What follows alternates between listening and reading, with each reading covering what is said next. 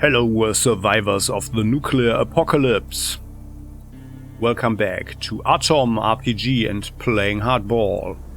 So we are back at the village after picking up Fidel, who only has this old rusty rifle right now, but we've got better stuff in our secret cache.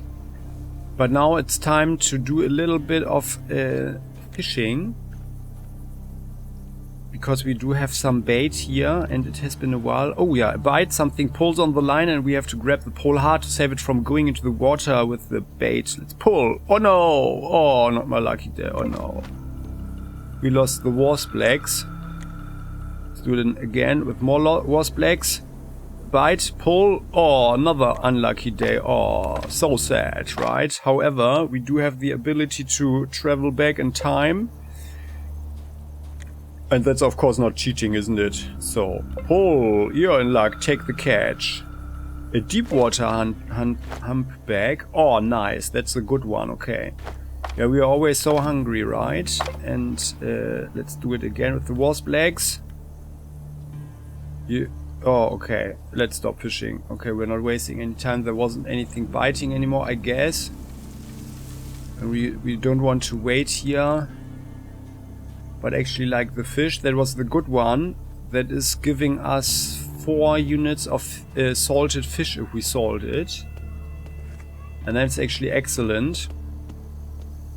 Well, let's go here and then we can actually wash ourselves a little bit.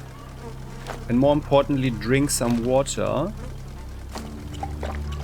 Although that actually doesn't do anything, but yeah.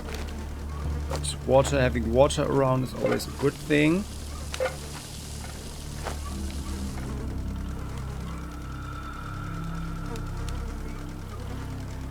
We only have this empty bottle. Ah yeah, but we use the canteen, okay. But we have the empty canteen here, that's the thing, okay.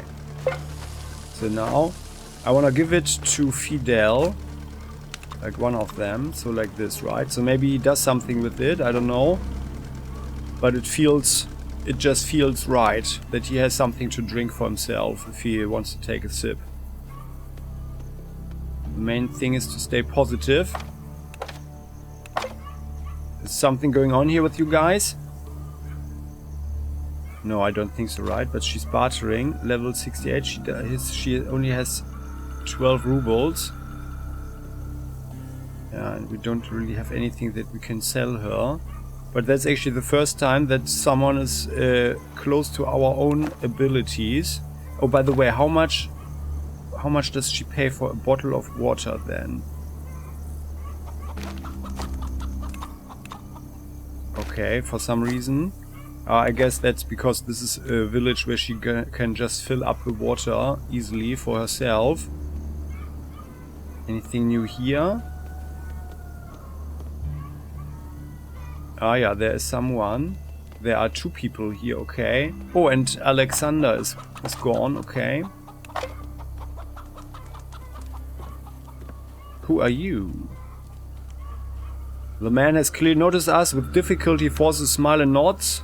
Hey mates, would you like to have something to drink? I could use some drinking buddies. I guess it can't do any harm. A drink or 2 never did anyone any harm. Oh. Well, yeah, let's sit next to the man. Sure thing, old man. Start pouring. Well, if he's paying, then it's fine. We make ourselves comfortable in a stool next to the mustached man as he pours out 2 full glasses of moonshine. There you go, guys. No, we are not drinking. We are setting our glass aside. I'm looking for one Konstantin Smirnov in Otradnoye. The mustache man flinches and casts a quick glance at us. Really? Well, you found him. Smirnov Konstantin Arkadyevich at your service. What do you want?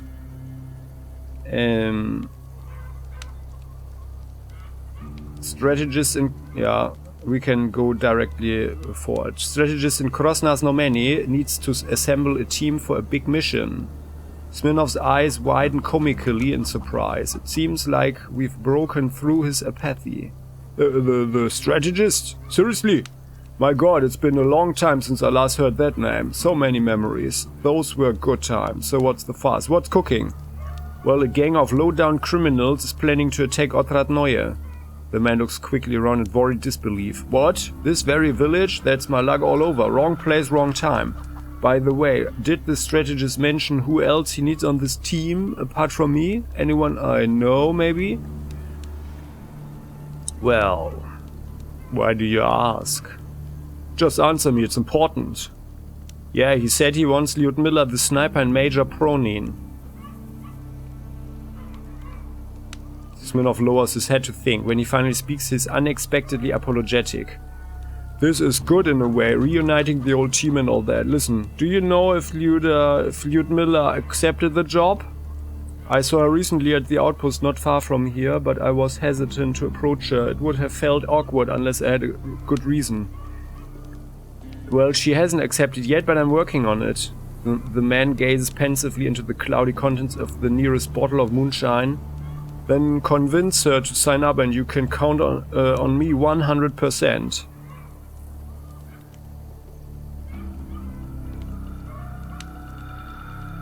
Okay, well, what to do with you? Alright, I'll come back after we've made a deal with Lyudmila, okay.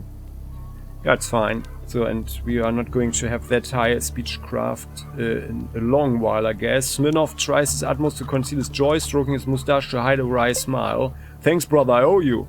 Yeah, see you later. Okay, then. And is this the other guy? Then we would be very lucky, actually. A great big man in his 50s is standing in front of us. A tight coat of leather armor adorns his torso. A long knife is attached to his belt and a gun is sticking out of his holster. But perhaps the most intriguing part of the stranger's equipment is a necklace made of human ears. Ugh, gross. The man smiles a surprisingly friendly smile and greets us with a snuffling, stuttering voice that doesn't really match with his menacing appearance. Good day, I haven't seen you here before. Let's point at his necklace made of ears. Where did you get this collection from, if you don't mind me asking? The man sighs and glanced at the necklace sadly. From the people. This is the flip side of my current profession. This is quite an unpleasant totem, but a necessary one, unfortunately. This calls for an additional question. Great. It's always a pleasure to talk to someone new. He extends his arm for a handshake, but immediately jerks it back. The next second, a tiny bolt shoots out of his sleeve and pierces the floorboard. Oh. So sorry about that. I recently installed a portable crossbow into the sleeve of my jacket. I had no time to get used to it. The little bugger could help out in a tight spot, but it can also destroy your social life in a single move. Hopefully I didn't scare you too badly. Please, ask me your questions. Well, what's your name? What's your name for once? The man rewards us with an embarrassed smile. My name is Inoketi Yevgenievich, but when inquiring about me at work, just tell any major merchant that you are looking for the educator. And what is your name, comrade? Well, my name is... The man leans forward a bit with the expression of a polite interest on his face. Lycanthrope Vavuda, the blood wizard. Right? White Buffalo Boris, the crime fighter. No, we are Hardball F. Well, nice to meet you, Hardball F. Yes, nice to meet you too. There's something else I want to ask you. The man nods in agreement and smiles amicably. Well, tell me about your profession. The man sighs heavily and bitterly looks at the glass in his hand. The glass seems miniature in comparison. Oh, my dear comrade, an opportunist is my profession. Once long before this disarray, I used to be a respectable man. Senior lecturer at the Faculty of Youth Teaching. A professor of Russian language and literature. My adoring students called me Inoketi Yevgenievich. They never missed my lessons, especially the ones in the early works of Dostoevsky. On the works of Chernyshevsky and Chechedin, They loved listening to me, despite my slight speech impediment. Those were amazing authors, painters of human soul, the keepers of the high morals of the whole humankind, who were not afraid to look into the abyss of human meanness. I think I could be a hero in their novels. I'm a professor who put on the armor of a traveling debt collector, a bounty hunter named the Educator. In this cruel world, even this armor I got only after taking it off an attacker, a low-life road bandit. Actually, he's got a pretty good armor there, I think. Or is it... it's metal or something? Or is it like a modern one? I'm not sure. Well... yeah, all the times, all the morals, the need forced on intellectual to choose the way of a reprobate and a scum. Shame on you. Nah. You sure don't miss your opportunities, comrade professor. I even felt uneasy when I first saw you. Well done. Yeah, and in addition, we know that everyone survives the best they can, right? Educator smiles widely. I'm glad to see my story was met with understanding of another obvious intellectual. Well, I'd love to ask you another question. What do you know about this place? I'm not following local politics, to be honest. I only visit this place for two reasons. To have a drink after a hard task and to look for one comrade who also comes here occasionally. He's not a local. He promised me, I don't remember when, to give a very valuable thing as a gift. A collection of books and magazines for children and young adults. May have been a long time since I stood in the pulpit, but I continue taking care about the intellectual future of the young. But no matter how many times I come here, I don't see this man here anymore. And this torments me worse than the bullet in my hip. He promised me, that means he owes me. What kind of a debt collector am I if I can't collect this debt from him? The debt he owes to children. Ah, this is a tricky situation. Can I ask you something else? Are there tall tales, hearsay, rumors you know about? I'd love to hear them. I won't tell you a rumor, but a story. There are plenty of people working in the debt collecting business who didn't even consider doing something like that before the war. But there are also true professionals among us. I knew one of them. The people called him just the early bird. Why the early bird? Because he could get all the worms. With every task, he'd arrive to the place before any other collector could get there, and he'd kick the money out of the debtor. Once I had him as my partner. We were to collect a debt from a gang of mercenaries who had taken money from one merchant for protection, but had refused to work for it when they learned he planned to take his caravan through the cursed lands. Oh, what are those cursed lands? A strange place many days walk from here, in the north. I've never been there myself. Maybe before the war, but I couldn't tell you for sure. They say some devilish things are going on there, just like in Gogol's novels. No details though, just the rumors. I see. So what happened next? We were waiting in ambush near their headquarters when Early Bird just got up and walked to the front door, unarmed. Only a dead rat tucked behind his belt and a faithful hawk on his shoulder. Alright, I forgot to tell that he had a hawk called Akatist. The gate guard ordered him to stop and identify himself, to which Bird answered that he came to sell his rat. Needless to say, the guard was pissed. And what did the early bird say to that? Bird just said, no need to be rude, better take a closer look at what I'm offering, and threw the dead rat right in the face of the poor fellow. The hawk immediately flew off his shoulder to catch the treat. Unsurprisingly, the guard started panicking and waving his hands, of course. Arcatis didn't like it one bit. So it ripped the man's throat out with its bare claws and pecked his eyes out as well. After witnessing this, the guys who were sitting inside returned their debt without a fight, and even added a few extra rubles on top for the display of superior power. That's what some people can do. They can turn a god's creature, celebrated in the works of the great Maxim Gorky, the gracious hawk, into a deadly weapon. Wow, yeah, these things happen. Sometimes even worse things happen. I've got another question to ask. Let's change the subject now.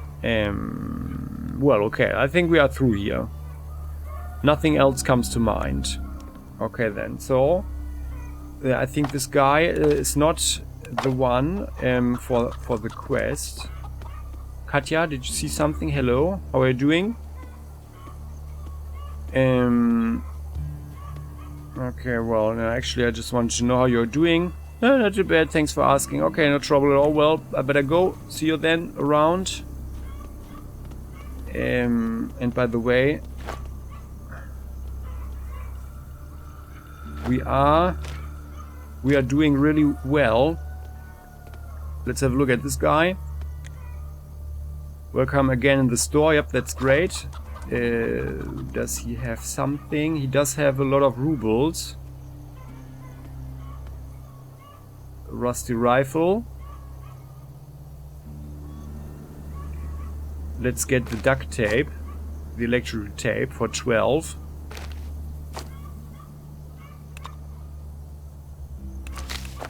Because we can, and we don't have so much of it. And then actually, let's talk with the doctor again. After him helping the bandit, maybe he says something now. Dr. Konstantin. Oh, Konstantin is deeply occupied writing something in a large old book, like always. I think but I guess he's not the Konstantin, right? Oh, you again, young man, feeling low? I want to ask you some questions. No, but it's fine. How's the job? Intense? Yeah, everything's fine then. Or everything is back to normal, huh? Bartering. Yeah, okay, we gave him this stuff. Oh yeah, actually he's a good person to actually trade with, because his level is low and he's got a lot of rubles. And he only has port wine left, but the stimulants here. So actually,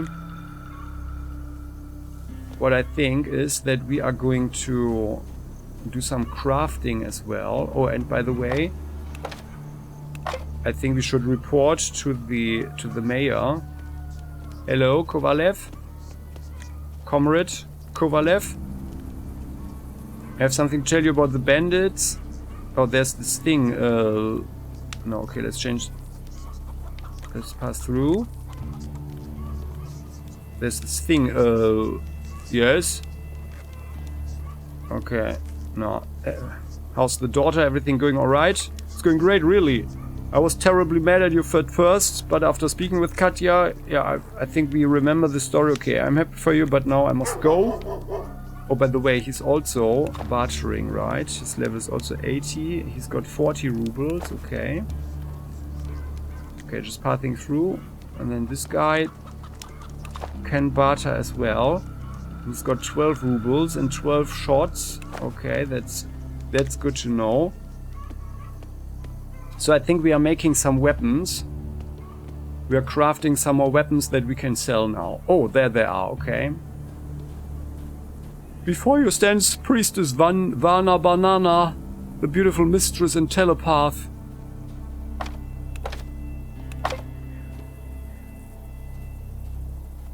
The wisdom from above will descend upon a kitchen maid and a king alike, but never upon a neat freak. Today we will speak about the idol who, instead of worshipping our lunar mother, spent their days scouring crockery. He who mops his floor will never inherit the kingdom of heaven. He who boils water will boil in hell. The nuclear beam has washed, sterilized, cleansed the earth. She's wearing a wig. Everything under the sun shines with glowing green cleanliness, especially at night. I testify that my journey through the wasteland was long, and I stood with my disciples by a well. The locals had been throwing their holy socks and potato peels in that well, and I drank from it and shone, as nothing can dirty the water. It is holy. The same way that fools run from a leper or mutant, that is how I run towards these sufferers.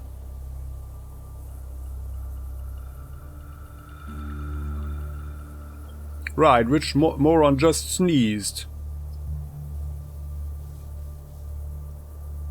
You are ill with who knows what and you dare come to a public place? Someone, please escort this contagious person away from here. The name of the Great One is Vana Banana Devi Christu, named by a sultan. Yeah, she surely picked up some interesting words, right? So, Devi Christu is telling the assembled disciples about the harm of cleanliness. From time to time the woman casts a quick glance in the direction of Otrat Neue and frowns. Seeing us nearby, she opens her arms and pastes a big smile on her face.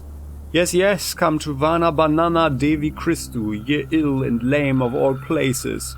She will not disdain you, nor will she turn her full moon face away. Ah, I remember you, never mind. In my universal wisdom I will accept your company too, wandering child, even though you are a greedy creature.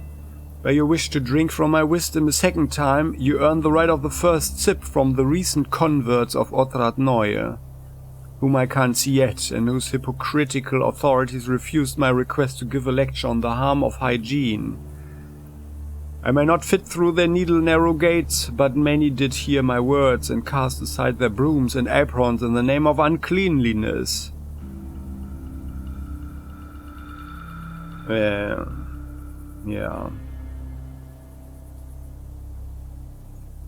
Why are you doing this? It could easily lead to an outbreak of typhus. Yeah?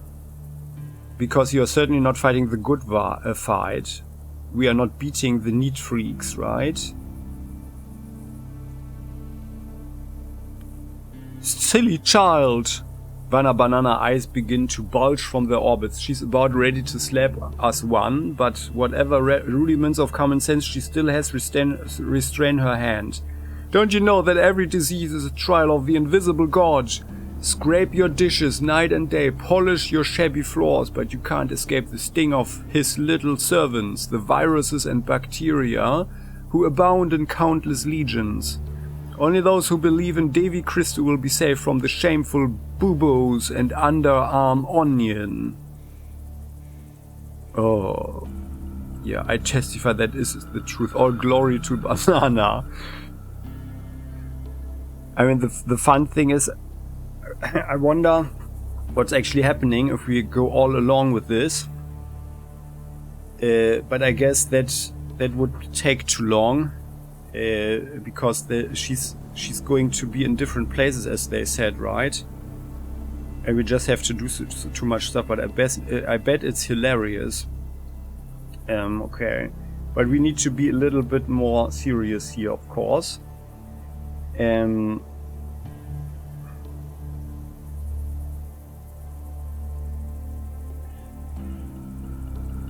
But science and medicine long ago discovered the positive effects of hygiene. Like, yeah, no, but what about the people of fraternal China? There's simply no way for them to learn about you. Must they get ill and die? The woman smiled sadly. You've got a big heart, child, to think of our Manchurian brethren, while you yourself are but a step from the fires of hell for your excessive free-thinking in the presence of the goddess. But rejoice and sing praise. Those who don't know and can't know about Devi Christu are not headed to hell, but to the dusky realm of limbo, where the Chinese and other distant tribes wander endlessly among shapeless mists and barren rock. That is, unless they consumed alcohol when they lived, because that leads to the cauldron of Iblis, no matter what. But more on that in my next sermon in the land of the moonshiners, or as I call them, the possessed, ugly old men. Guys, let's get out of here. I'm afraid we are not welcome in the so-called Otradneue. The grim cult followers are readying themselves to leave Otradneue. Wait, which moonshiners exactly are you going to visit? The woman freezes and slaps herself on the forehead. Ah yes, there are as many of them these days as stray dogs that need shooting. Give me your map.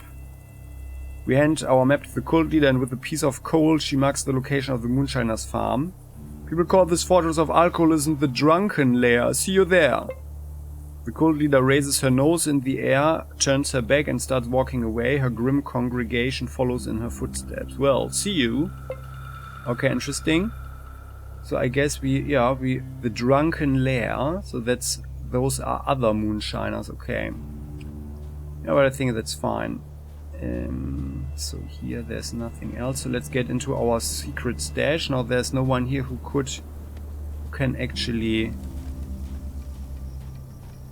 look at us. Is anything developing here? We already planted the seeds, now we need to wait for the harvest. Yeah, I mean, of course, within 2 days or 1 or so, nothing is going to happen. So now the big question is, can we trust Fidel with our secret stash?